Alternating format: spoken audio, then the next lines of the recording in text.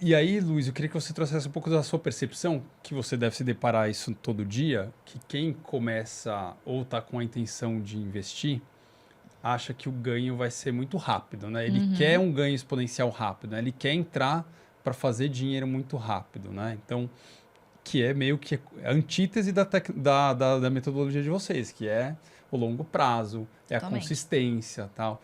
Então, eu queria que você falasse um pouquinho mais sobre como é que você se depara, como é que vocês fazem também esse esforço de troca de mentalidade, de falar para a pessoa, porque às vezes é difícil você convencer, né? Não, você não vai entrar aqui e vai subir 50% essa ação e você vai ficar milionário. Não, não é assim que funciona, né? Exatamente. Então, as pessoas olham para a bolsa, né, como a última porta da esperança, em que eu vou ficar milionário da noite para o dia, como uma loteria. Se você trata a bolsa desta maneira, ela vai te tratar, né, proporcionalmente. Então, você vai ser. De uma maneira meio descuidada, né, com o investimento, Exatamente. né? Então, você vai estar correndo um risco desproporcional, de repente, ao que, né, você está disposto. Então, infelizmente, a grande maioria das pessoas que acabam chegando pra gente foram pessoas que experimentaram o contrário, ou perderam dinheiro, ou atestaram que de fato não iam ficar ricas de repente e que o caminho mais rápido é o caminho mais devagar. É o longo Deram prazo. canelada e voltaram. É um Exatamente. público que tem mais dinheiro, menos dinheiro? Qual que é o Tem de público de vocês? tudo. Tem de tudo. Tem de tudo, assim, é um público bastante diverso, Tá. mas acho que o que eles têm em comum é isso. Testaram de tudo e, poxa, quebraram a cara e falaram, não, deixa eu começar esse negócio direito, deixa eu fazer a longo prazo que... Perdi, entrei sem Exatamente. saber, né? Perdi. Quantas pessoas vocês conhecem que ficaram ricas na bolsa, né? Até tem algumas histórias de bar, mas será que é verdade mesmo, né? Ninguém conta as perdas, né? Ou então a pessoa assusta na primeira volatilidade e queda e vende tudo na baixa e desiste, Exatamente. né? Não tem longevidade dessa Exato. pessoa, né? Então tem uma mortalidade como investidor muito alta, porque em momentos de taxa de juros lá embaixo, você se considera extremamente arrojado. Você está disposto a arriscar mais, né? Todo o mercado está, por conta da liquidez. Agora, em momentos como o que a gente está passando, qual é o incentivo que esse investidor tem de arriscar na bolsa se ele tem um caminho seguro, considerado, ele se sente seguro na renda fixa com uma rentabilidade, né, bastante, né, ok, né, bastante aceitável, Sim. 3,75. Então, de novo, né, acho que é um trabalho de formiguinha e é um trabalho geracional também. Então, de novo, é uma coisa que é construída, exige um planejamento. Primeiro, se você não tem uma reserva de emergência constituída, você não tem que estar na bolsa. Ponto final. Então, se preocupe primeiro em ter essa reserva de emergência na renda fixa. Poxa, eu tenho alguns objetivos de vida aqui no médio prazo que eu preciso cumprir. Esse dinheiro também não é da bolsa. Você vai ali contribuir, sei lá, vai colocar numa LCI, numa LCA, em algum outro produto que você tem uma carência maior e possa ter uma rentabilidade melhor ali de médio prazo, e você vai destinar esse dinheiro para isso. E você tem a outra parcela em que você vai se programar, nem que seja 50 ou 100 reais por mês, isso ao longo do tempo e com o reinvestimento, vira uma gigante bola de neve, que se multiplica, né? Então, acho que passar isso para as pessoas que é o desafio, né? De você não deixar se levar pela ganância e, de fato, se programar para isso, né? Então, acho que a aposentadoria é sobre isso. Primeiro, educar as pessoas que precisa existir um planejamento de curto, médio e longo prazo. Para isso, precisa sobrar dinheiro no final do mês, né? Então, acho que é uma coisa muito mais profunda e estrutural da nossa sociedade, que é a falta de educação financeira nas É. escolas, né?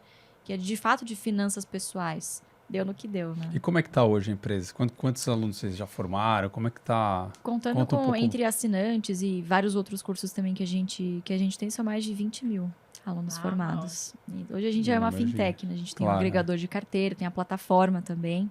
Ferramenta, é isso, Isso, né? tem a ferramenta. Então, Ai, de uma como empresa que educacional virou quem quer fintech. conhecer? Onde que vai? A gente está em basicamente todas as redes sociais, principalmente Instagram, @Ações Garantem. No YouTube também, tem um site institucional, Ações Garantem o Futuro, para quem quiser conhecer um pouquinho mais. O nome diz uma coisa que a gente fala muito aqui na Bolsa, que é olhar para o longo prazo e para a diversificação, né? De certa Total. forma, a gente são duas frentes que a gente fala muito aqui, porque a gente também, como Bolsa, tem esse papel de educação financeira e conta muito sempre com o apoio de todos os participantes do mercado para fazer isso.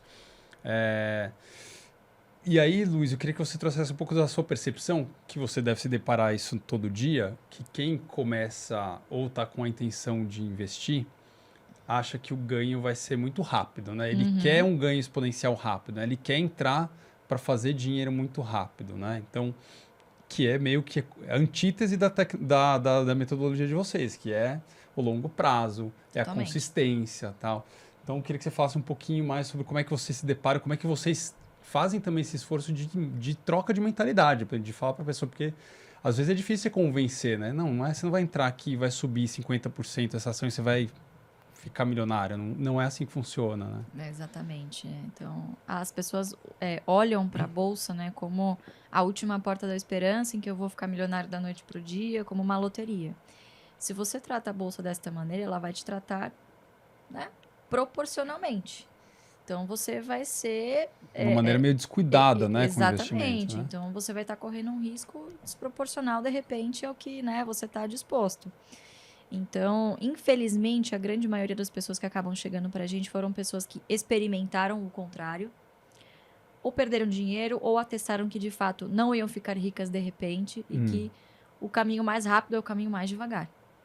É o Deram longo prazo. canelada e voltaram. Exatamente. É um público que tem mais dinheiro, menos dinheiro? Qual que é o Tem de público que tudo. você tem de tudo? Tem de tudo, assim, é um público bastante diverso, Tá. mas acho que o que eles têm em comum é isso. Testaram de tudo e, poxa, quebraram a cara e falaram, não, deixa eu começar esse negócio direito, deixa eu fazer a longo prazo. Perdi, entrei Exatamente. sem saber, né? Perdi. Quantas pessoas vocês conhecem que ficaram ricas na bolsa, né? Até tem algumas histórias de bar, mas será que é verdade mesmo, né? Ninguém conta as perdas, né? Ou então a pessoa assusta na primeira volatilidade e queda e vende tudo na baixa e desiste, né? Não tem longevidade dessa Exato, pessoa. Né? Então, tem uma mortalidade como investidor Uhum. muito alta, porque em momentos de taxa de juros lá embaixo, você se considera extremamente arrojado. Você está disposto a arriscar mais, né? Todo o mercado está, Uhum. por conta da liquidez. Agora, em momentos como o que a gente está passando, qual é o incentivo que esse investidor tem de arriscar na bolsa se ele tem um caminho seguro, considerado, ele se sente seguro na renda fixa com uma rentabilidade, né, bastante ok, né, bastante aceitável, 13,75. Então, de novo, né, acho que é um trabalho de formiguinha e é um trabalho geracional também. A gente recebe muitos relatos de crianças, de adolescentes que levaram a Jeff para os pais e falaram, olha isso aqui, não sei o que, olha, eu quero fazer uma carteira previdenciária para o meu futuro. A Luísa começou com 14 anos, eu tenho 10, eu recebi um menininho no escritório, eu comecei com 10, então quando eu tiver a sua idade, eu já tô na sua frente. Eu falei, você tem toda a razão, você já começou na minha frente.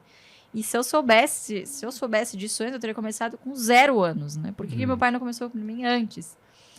Então, acho que é um trabalho realmente de formiguinha e de mostrar para as pessoas que a bolsa não é um cassino. Se você faz um programa de investimento, da mesma maneira que tem muitos pais, por exemplo, que contribuem para a previdência dos filhos num fundo, ou depositam todo mês, religiosamente numa poupança, deixam uma conta corrente para o filho, por que não fazer isso com ações? Sim.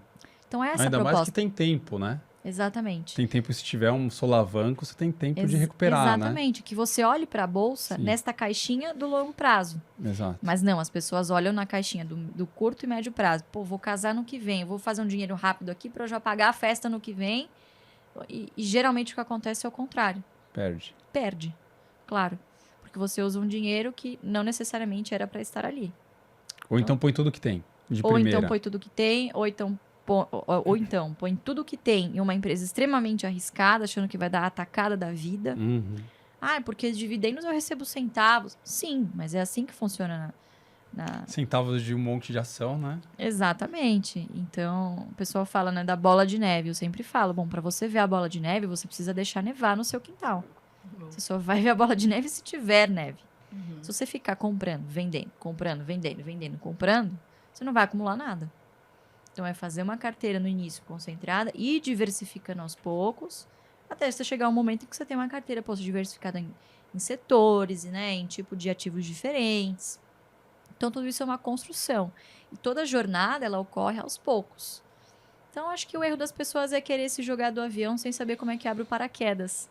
E alguns descobrem como abre no meio do caminho, outros não. Outros dão de cara lá no chão. Sim, só recebem a queda, né? Exatamente. E você tá falando aí sobre futuro, sobre se planejar. Você pensa, como que você vê a aposentadoria? Você se planeja...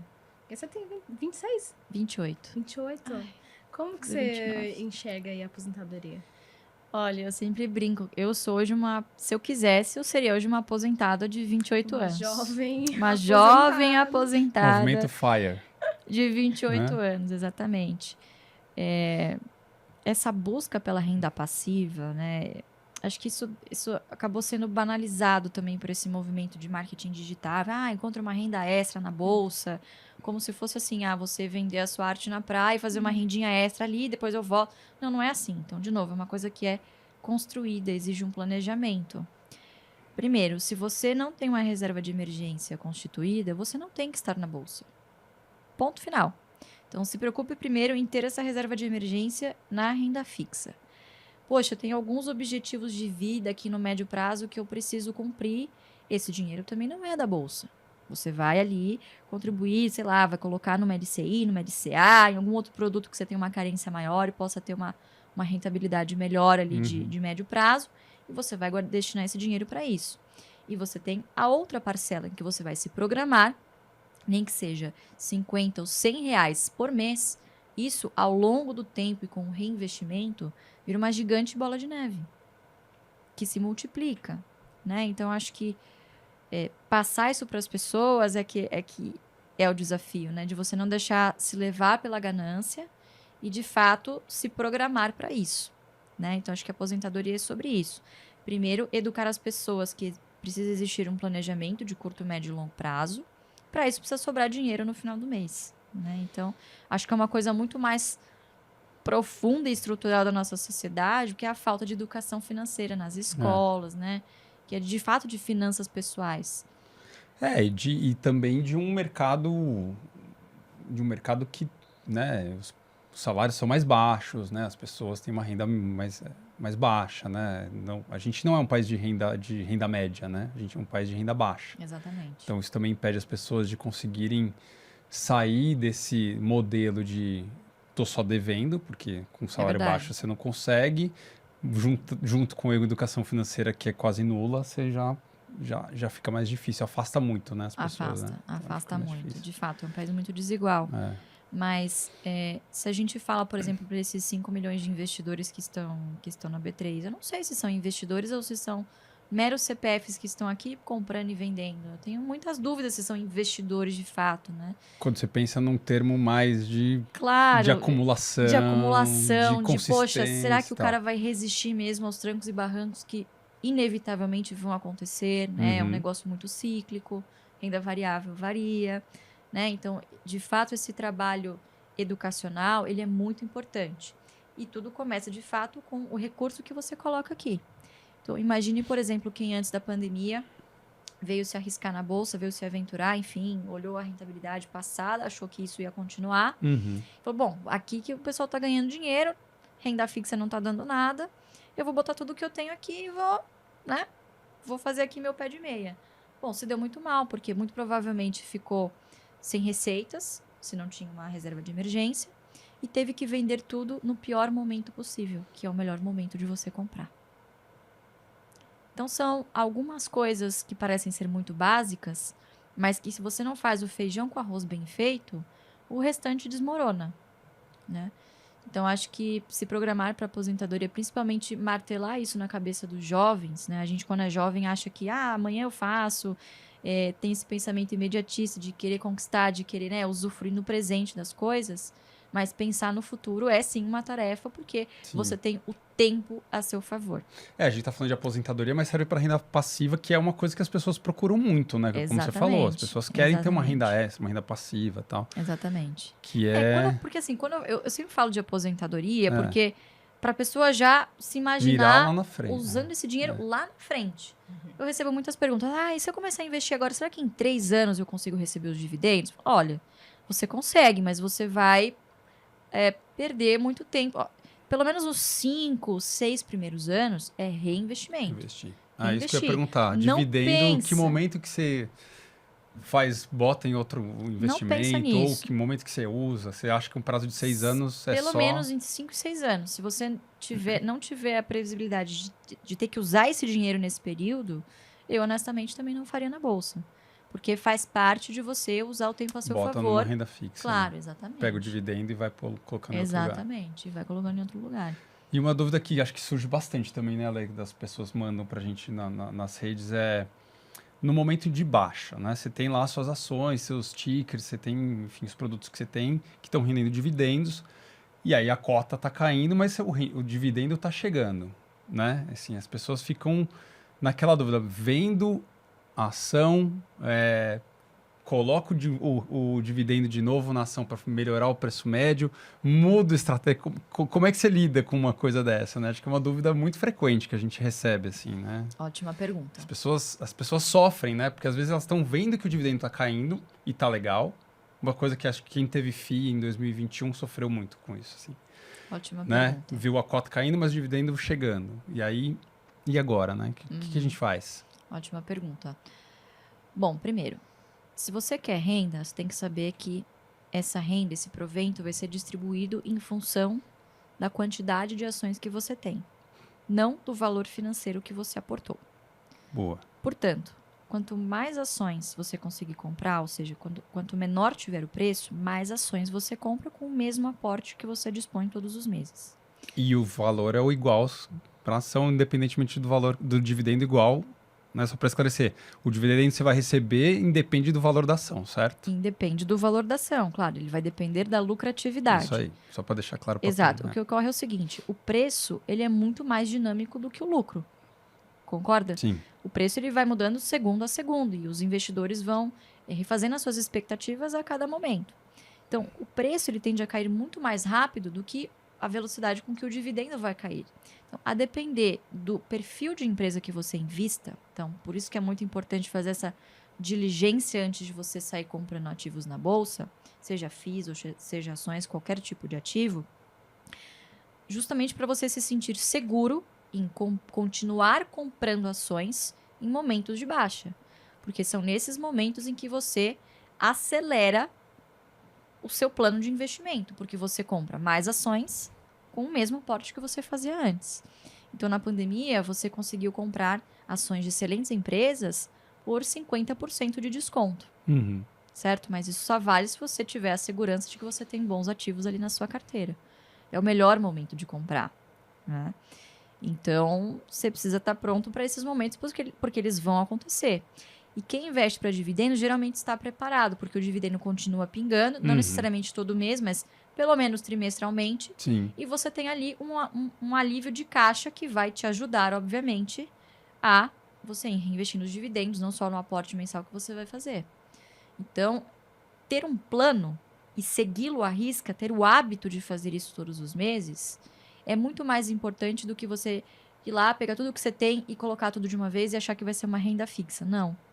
Ter este hábito é importantíssimo, porque você vai pegando diversos preços ao longo do tempo, você vai formando uma carteira com preço médio bom, e conforme o tempo vai passando, a quantidade de ações aumenta, o volume do dividendo aumenta, e entre 6 e 7 anos você, se quiser, não precisa mais tirar do bolso.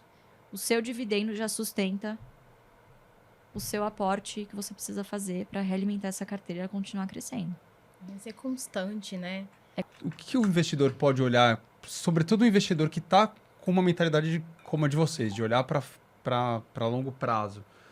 Como é que ele tem que observar? O que ele tem que levar em consideração? Fazer, puta, agora eu tenho que vender isso aqui, acho que não está fazendo mais... O que você acha que fatores você acha que determinam ali o momento de vender? Olha, a perda de fundamento, ela é difícil de você identificar quando ela está acontecendo, né? Mas alguns sinais vão acontecendo. Então, são alguns sinais ao longo do tempo que você vai capturando, e é natural se você acompanha a ação da sua carteira, que vão te fazendo ligar alguns sinais de alerta, né? E, obviamente, isso vai se traduzindo ao longo do tempo no lucro, né? Então, acompanhar ali trimestralmente, minimamente, pelo menos o RI ali, nem que seja a headline, poxa, quanto lucrou, margem, coisas bem básicas mesmo da contabilidade, já vão te dar uma noção de como está indo, se esse plano estratégico que a empresa anunciou está dando certo ou não, né? Então, Então, acho que esse é um dos sinais. O segundo sinal, claro, é, por exemplo, alguma fraude ou algum escândalo de corrupção que um dos sócios tenha se envolvido. Poxa, isso é né, acho que é uma deficiência grande de governança que deve ser observado, e acho que automaticamente eu excluiria da minha carteira. Mas outros motivos que te fariam vender uma ação. Acho que, primeiro, um erro que você tenha cometido. Às vezes você compra uma ação por impulso, ou você cometeu um erro mesmo. Poxa, comprei, não quero mais isso na minha carteira. Muitos investidores acabam insistindo. Para quê? Vou fazer o preço médio. Alguma hora isso aqui sobe, e aí eu me livro disso aqui ainda com algum lucrinho ou com menos prejuízo.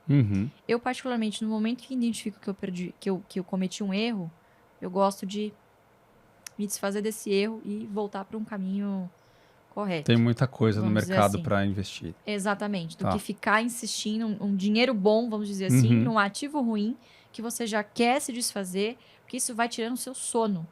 Investir não deve ser sobre você ficar se preocupando e, né, ficar ansioso. Não, é justamente o contrário. Quanto mais óbvio e quanto mais calmo, e quanto mais, sabe assim, natural for para você, melhor. Acho que é sinal de que você está no caminho certo. Acho que esses são dois casos naturais. Perda de fundamento.